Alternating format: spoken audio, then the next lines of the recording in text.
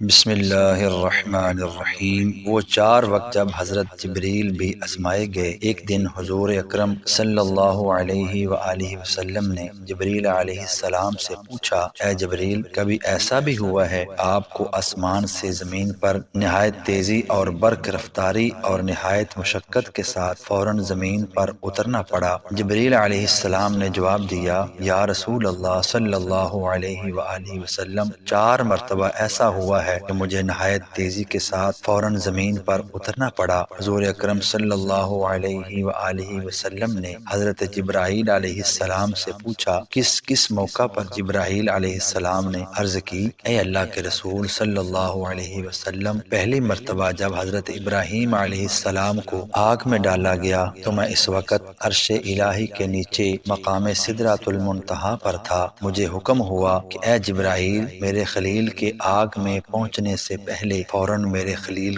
کے پاس پہنچو۔ چنانچہ میں بڑی تیزی کے ساتھ، اس سے پہلے کہ وہ آگ میں پہنچتے، میں ان کے پاس پہنچ گیا۔ دوسری بار جب حضرت اسماعیل علیہ السلام کی گردن مبارک پر حضرت ابراہیم علیہ السلام نے اللہ کی طرف سے آزمائے جانے کے موقع پر انہیں ذبح کرنے کی خاطر چھری رکھی ہوئی تھی، تو مجھے حکم ہوا کہ چھری چلنے سے پہلے ہی زمین پر پہنچو اور چھری کو الٹا کر دو۔ چنانچہ میں چھری چلنے سے پہلے ہی زمین پر پہنچ گیا اور چھری کو چلنے نہ دیا۔ تیسری مرتبہ جب حضرت یوسف علیہ السلام کو ان کے بھائیوں نے کنویں میں گرایا تو مجھے رب تعالیٰ کا حکم ہوا کہ میں یوسف علیہ السلام کو کنویں کی تہہ تک پہنچنے سے پہلے ان تک پہنچوں اور کنویں کی تہہ پر گرنے سے قبل ہی انہیں اپنے پروں پر اٹھا کر کنویں کی تہہ میں موجود ایک پتھر پر بٹھا دوں۔ چوتھی مرتبہ، یا رسول اللہ صلی اللہ علیہ وآلہ وسلم، جب کافروں نے حضور صلی اللہ